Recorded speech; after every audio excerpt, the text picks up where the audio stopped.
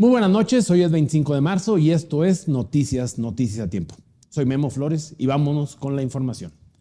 En un nuevo giro, un giro inesperado, en el rancho Izaguirre, allá en Jalisco, la Fiscalía General de la República ya tomó posesión del predio en el municipio de Teotitlán, ahí en Jalisco. Desde la madrugada de hoy, el caso pasó a manos ya de autoridades federales, tal como lo solicitó la presidenta de México el día de ayer. Así lo informó en la conferencia mañanera Alejandro Gertz Manero. Ya en este momento es un asunto de carácter federal, está ocupado ese sitio por las autoridades federales y están entrando los peritos para determinar la realidad de lo que hay ahí. Con esta decisión, el caso ya no está en la criticada y cuestionada Fiscalía Estatal de Jalisco, que tenía asegurado el rancho desde septiembre del 2024, cuando la Guardia Nacional detuvo en ese rancho a varios delincuentes en el rancho Izaguirre y rescató a 2 personas privadas de su libertad. Pasaron meses sin que la Fiscalía General de la República interviniera. ¿Por qué? No lo sabemos. La presidenta Claudia Sheinbaum presionó desde ayer para que la Fiscalía Federal atrajera el caso. Literal hizo el llamado a la Fiscalía. Y vaya sorpresa, hoy por la mañana, como ya lo vimos, Alejandro Gertz Manero confirmó que la atracción del caso ya era un hecho. El jueves pasado, el predio fue abierto a la prensa y a los colectivos de madres buscadoras de personas desaparecidas. Pero cuando entraron, el rancho estaba semivacío. Las pruebas no estaban ahí. La ropa había desaparecido, el calzado ya no estaba, las maletas tampoco. Las identificaciones de posibles personas que habían sido secuestradas en este rancho habían desaparecido. Gertz Manero aseguró que todos estos objetos están bajo resguardo de la Fiscalía Estatal, esperemos que ahora de la Fiscalía General de la República.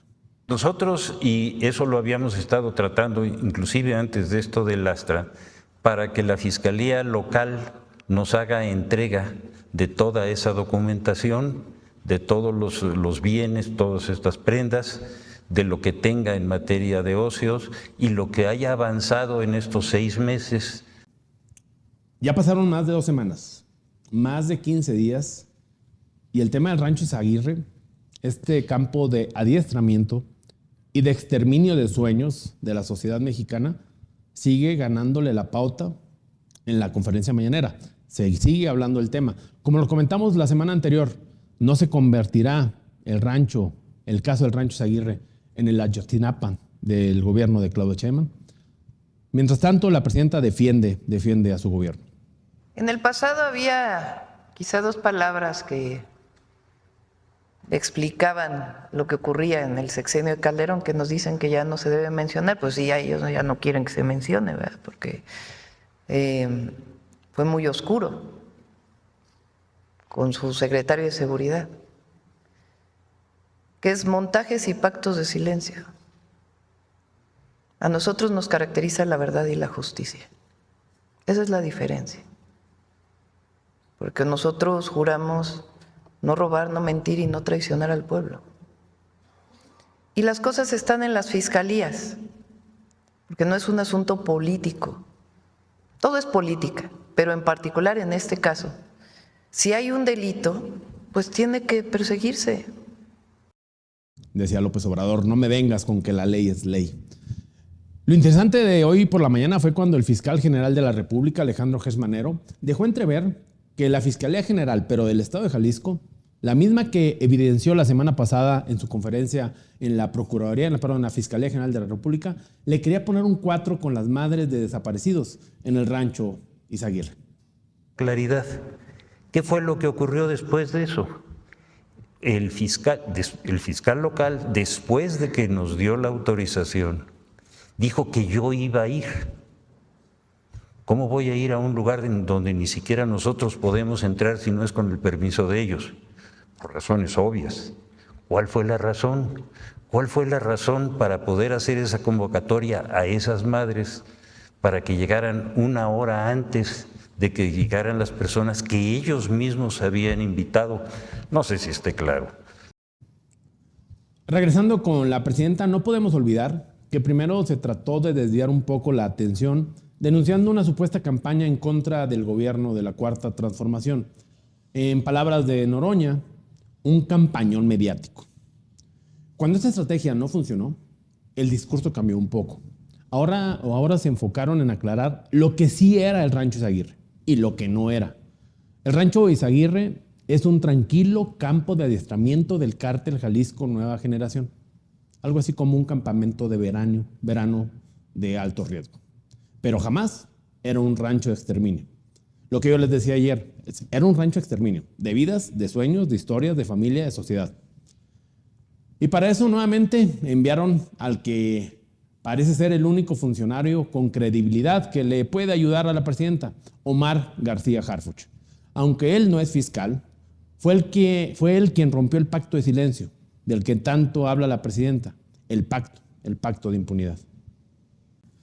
Fue por la puerta de atrás y rompiendo los protocolos, así como los reglamentos interiores de la Cámara de Diputados, como Sergio Gutiérrez Luna, el presidente de la misma, que permitió el uso de la tribuna a Cuauhtémoc Blanco, diputado por Morena, acusado de violación, y sobre el cual la Fiscalía del Estado de Morelos pidió quitarle el fuero para que pueda ser juzgado. Mientras la diputada Adriana Belinda Quirós de Morena hacía uso de la voz para defender a Cuauhtémoc Blanco, fue ella misma la que le dio la palabra al futbolista y no Sergio Gutiérrez Luna, como corresponde. Yo lo refrendo porque antes de ser legisladora soy mujer y con el debida congruencia pido a nuestro compañero, el diputado Cuauhtémoc Blanco, que se presente aquí y suba a la tribuna. Con su permiso, señor presidente, con su permiso. Nada más quiero que me escuchen un poquito. Todo esto que se me está haciendo es injustificado. Lo único que les pido y que yo con mucho gusto estaría dispuesto a ir a la fiscalía. Yo no tengo miedo. Aquí estoy y estoy parado ante ustedes y estoy de frente dándole la cara. Nada más. Orden. Concluya la oradora, por Nada favor. más. Concluya la oradora. Esto fue después de 6 meses, la señora presentó esta demanda en mi contra. Y estoy dispuesto a ir a la fiscalía sin ningún temor. Apoyado por la mayoría de Morena e incluso siendo cuestionado el actuar tanto del presidente de la Cámara de Diputados Sergio Gutiérrez Luna como el de Cuauhtémoc Blanco, se desechó de forma definitiva la solicitud de desafuero contra el exfutbolista de la selección mexicana. Con 291 votos a favor de desecharlo, 158 en contra y 12 abstenciones, el enojo de las diputadas cruzó todas las fronteras políticas y de los partidos políticos.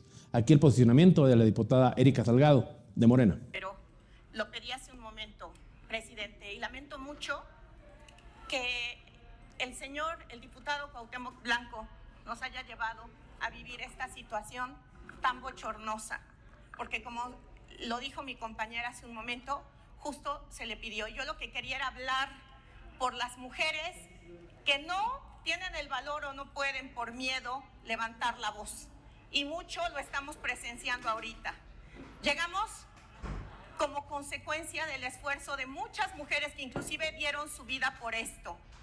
Y hoy yo quería, y hablo porque soy morelense, por la gente de mi ciudad, Cuernavaca, y la gente de mi estado, Morelos, que están viendo que como legisladora y legisladores votemos y hagamos y vivamos en congruencia, apegadas y apegados a lo que decimos. Y el día de hoy, evidentemente, se ha violentado la perspectiva de género en todo momento. Un dato interesante sobre el tema de Cuauhtémoc Blanco es que entre Morena, Partido Verde y Partido del Trabajo tienen 364 diputados y el respaldo para Cuauhtémoc Blanco fue de 158, 206 diputados, diputadas de la Cuarta Transformación no apoyaron al exfutbolista. El enojo fue generalizado y, como ya les comentaba, traspasó las fronteras políticas. Ivonne Ortega, exgobernadora de Yucatán y actual coordinadora de Movimiento Ciudadano, era de las mujeres más enardecidas en el pleno de la Cámara de Diputados. sin su permiso, presidente, y con la violentación pública de su actuar como presidente de la Cámara de Diputados. Quiero que justifique a esta Cámara, en donde dice que el violentador puede cerrar la intervención. ¿En qué parte lo dice? Quiero pedirle que lo compruebe y por lo menos tenga la dignidad de abrir una ronda más para que sean las mujeres las que se puedan expresar. Dicen que rompimos el techo de cristal. Dicen que rompimos el techo de cristal. ¿Quién les dice que rompimos el techo de cristal? El techo de cristal se está acusando de una posible violación. Si no fuera culpable, ¿por qué insisten en mantener el fuero? La diputada del PT, Margarita García, bastante molesta y con mucha razón, le decía al presidente de la Cámara de Diputados, Sergio Gutiérrez Luna, aquí no es tu casa para que hagas lo que tú quieras. Es una vez de muchas, presidente, que nos has dejado con la palabra en la boca, y eso es violencia, eso es machismo y eso es misoginia. Y es lo que hoy tratamos aquí. Qué lamentable que un posible violentador le hayas dado la palabra. No es la primera vez que rompes un acuerdo, pero que te pasas por el arco del triunfo el reglamento del Congreso. Aquí no estás en tu casa, diputado presidente. Te tienes que apegar con legalidad. Tienes que velar por los intereses de todos y de todas, porque eres presidente de todos y de todas. Bueno, yo no te nombré, pero así tiene que ser. Y hoy más que nunca queda evidenciado que en este Congreso siguen sometiendo a las mujeres. Hoy vemos lamentablemente cómo por no quitarle el cargo a una diputada de Morena, todas se asumen. Por eso en las instituciones las mujeres violentadas no creen en las instituciones, porque en esta Cámara de Diputados hoy queda evidenciado que estamos a favor de los intereses y de los poderosos de un posible violentador. En este Congreso se siguen sometiendo a las mujeres. No lo dijo una diputada del PAN, no lo dijo un diputado del PRI. Lo están diciendo las diputadas de la Cuarta Transformación directamente a Sergio Gutiérrez Luna tras su esfuerzo por defender a Cuauhtémoc Blanco del desafuero. Y el reclamo era, ¿por qué no Cuauhtémoc Blanco pide licencia y afronta, si se dice no culpable, afronta legalmente esta denuncia que tiene en su contra por violación? Que además lo meten por la puerta de atrás. Hay que ser congruentes. Yo digo que se puede hacer lo mismo, pero bien. Y que asumamos la responsabilidad. Si el diputado quería hablar, que se someta a debate el dictamen. Y en ese sometimiento de debate del dictamen, que tenga la posibilidad de hablar como lo hizo nuestro líder moral de este movimiento, Andrés Manuel López. En un tema de creciente y continua preocupación para todos los mexicanos, ahora en particular la violencia en Sinaloa, hoy se presentó el informe quincenal de seguridad. El secretario de Seguridad Pública, Omar García Harfuch, presentó los resultados del operativo Sinaloa, un esfuerzo conjunto para frenar la violencia en aquel estado. Los datos son 1,080 personas detenidas, 1,489 armas de fuego aseguradas, 51,970 kilogramos de drogas incautadas y 68 laboratorios desmantelados, presuntamente estos dedicados a la producción de narcotráfico. El más noticias sobre el estado de Sinaloa, en Culiacán, una tragedia más. Una niña de tan solo 12 años de edad perdió la vida. Esto, víctima del fuego cruzado entre civiles armados. Los hechos ocurrieron en la colonia Las Vegas, donde se reportaron múltiples disparos. Tras el tiroteo, un auto Toyota Camry con impactos de bala llegó a toda velocidad hasta una clínica de rehabilitación. Dentro del vehículo, una niña de tan solo 12 años fue bajada y llevada a urgencias al hospital. Horas después, por desgracia, se reportó su muerte. Consecuencias de los disparos que recibió en la espalda. La Fiscalía General del Estado ya investiga el caso, mientras el gobierno de Sinaloa ha externado sus condolencias y se comprometió, como siempre, a esclarecer los hechos. Por otra parte, y una buena noticia dada por parte de Omar García Harfuch, en un golpe importante contra el crimen organizado allá en Sinaloa, el secretario de Seguridad y Protección Ciudadana Omar García Harfuch anunció ayer la captura de Jesse Kevin Aguilar Avendaño, alias el Jesse, y Juan Carlos Cárdenas Vega, alias El Cholo, ambos miembros de una célula delictiva que operaba en la región. Estos dos detenidos están directamente vinculados con el asesinato de dos menores, de dos niños, Gael Antonio y Alexander, que generó diversas manifestaciones en Sinaloa. Esto ocurrido en enero de este año. Y forman parte, estos delincuentes, de una célula delictiva de homicidios, secuestros, tráfico de armas y drogas.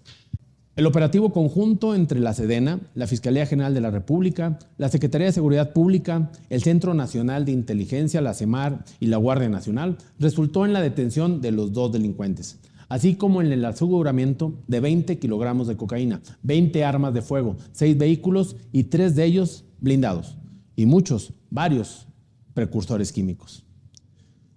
En información económica, en cuestiones energéticas, en el sureste de México, un apagón masivo dejó millones de personas en la oscuridad, sin electricidad. El día de ayer, un fallo en la planta de cogeneración de Pemex en Cactus dejó a los estados de Tabasco, Campeche, Yucatán, Quintana Roo totalmente en oscuras. Esta planta es crucial para la generación de energía en la región y su colapso tuvo efectos inmediatos en el suministro eléctrico en toda la península de Yucatán. La Comisión Federal de Electricidad explicó que la causa de este apagón fue una falla provocada por la mala calidad del gas natural que se distribuye a través del gasoducto Mayacán, el cual abastece a la península de Yucatán. Según la Comisión Federal de Electricidad, el gasoducto presentó un alto índice de humedad que afectó la operación de la planta de Pemex en Cactus, limitando la capacidad de generación eléctrica y desatando el apagón que afectó a millones de mexicanos en el sureste mexicano.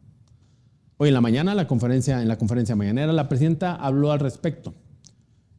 Trató de restar importancia al incidente. Aseguró que el servicio se restableció a las 2 de la madrugada, todo gracias a la efectiva coordinación entre la CFE y Petróleos Mexicanos.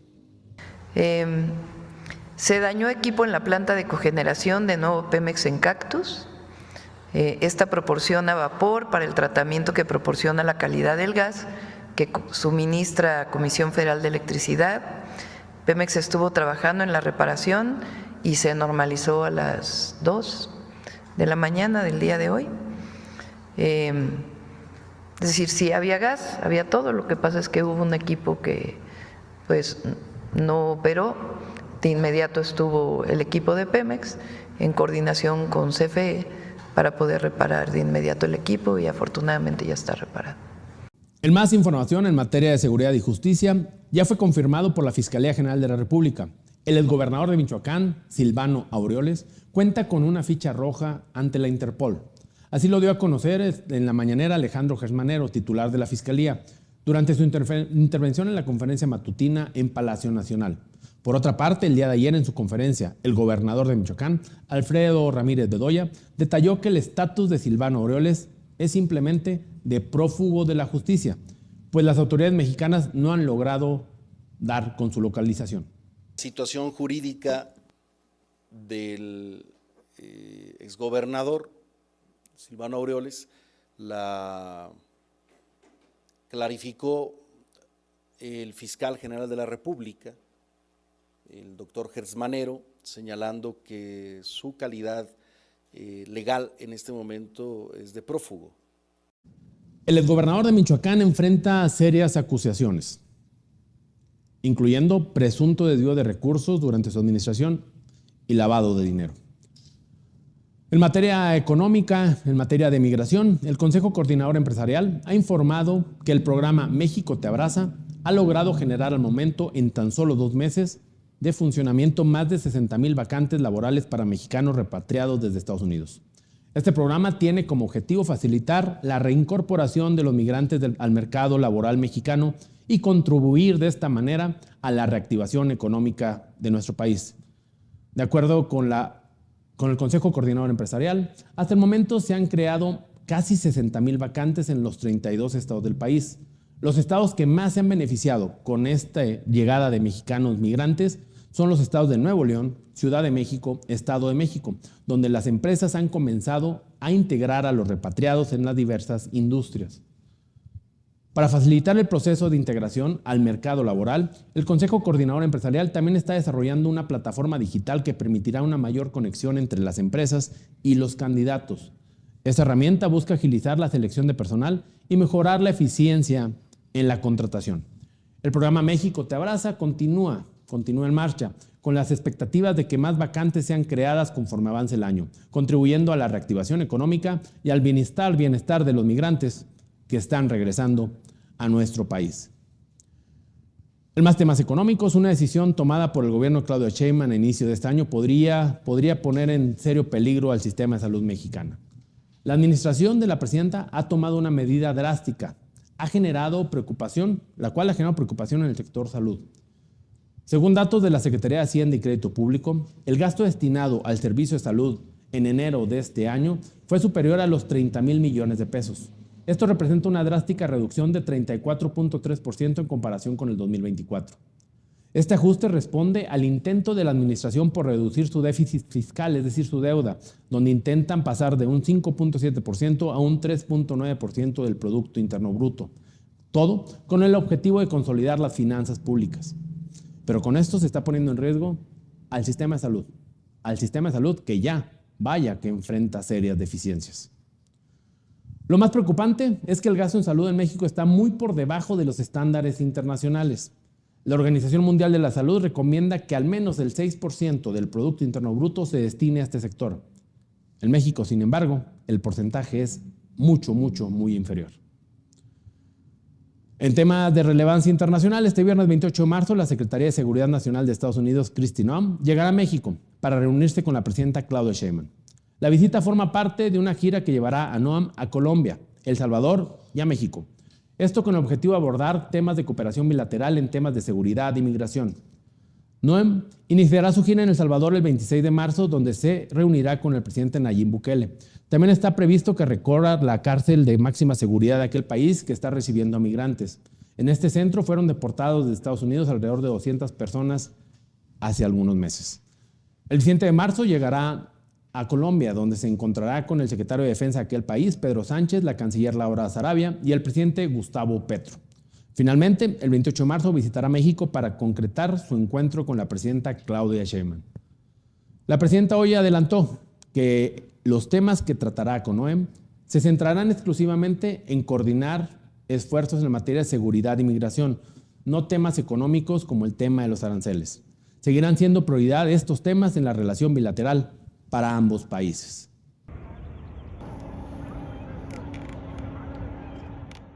Una nueva tragedia sacude al Estado de México.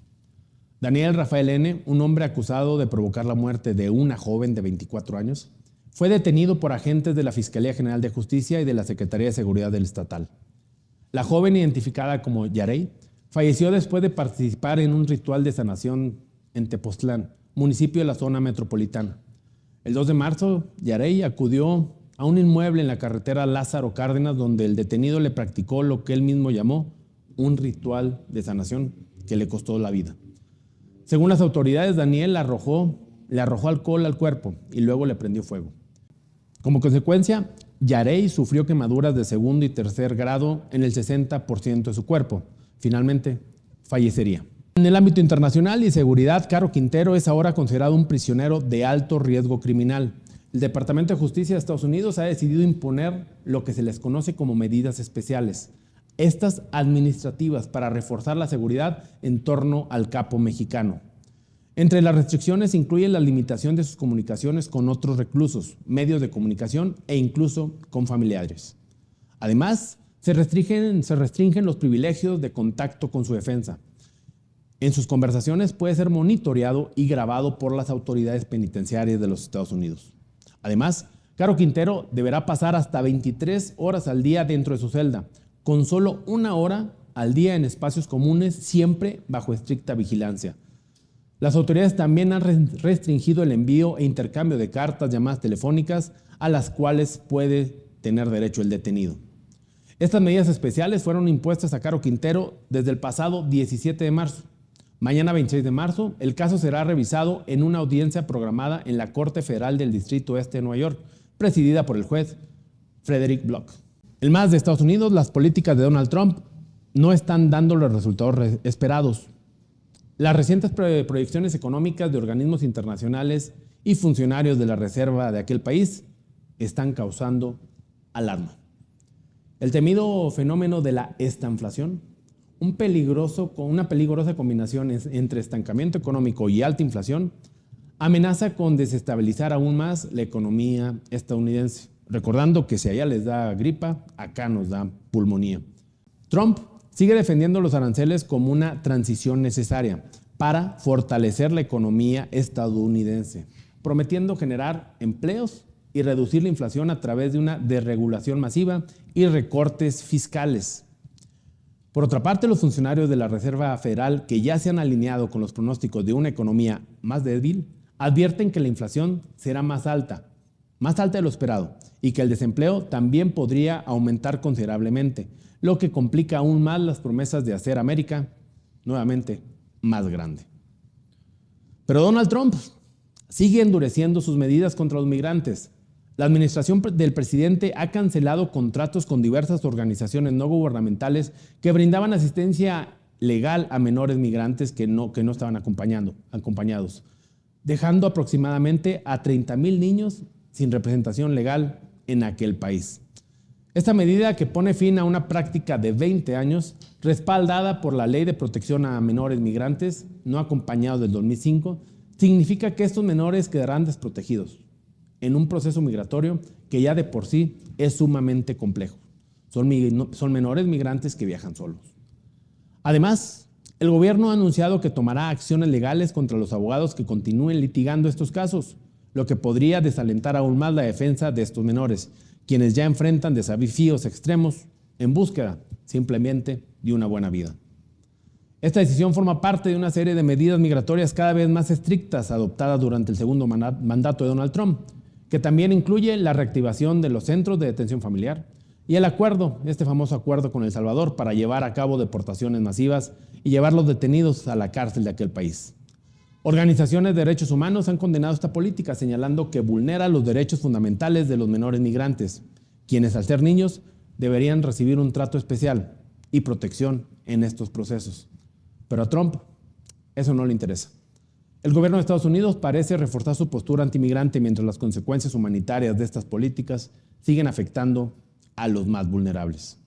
Y para terminar de forma amena este programa, el que tuvo que retractarse y decir que siempre sí viajó en business class a Francia fue Gerardo Fernández Noroña, el flamante coordinador de los senadores de Morena. Esa política de austeridad parece que a él no le aplica, porque después de un enfrentamiento de declaraciones entre él y diversos medios de comunicación y periodistas, donde ellos aseguraban que sí había viajado en business class y él que no, en un video publicado el día de ayer en sus plataformas sociales, lo aceptó. Si bien dijo que él había recibido el dinero por parte del Senado que le corresponden de viáticos para viajar a aquel país, la diferencia la pagó con su propio bolsillo. Largo han estado con esa intriga. Es cierto que no viajé en turista, no es menos cierto.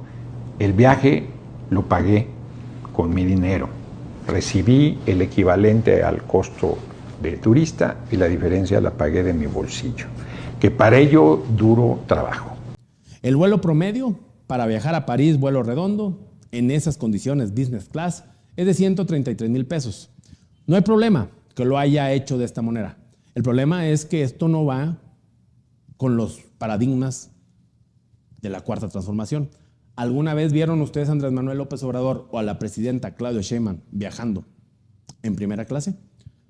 Esto fue todo por el día de hoy. Soy Memo Flores, esto fue Noticias a Tiempo. No dejen de seguirnos en las diferentes plataformas de atiempo.tv. El día de mañana en punto de las 8 de la mañana con A Tiempo Matutino y a la 1 de la tarde A Tiempo Central. Muy buenas noches.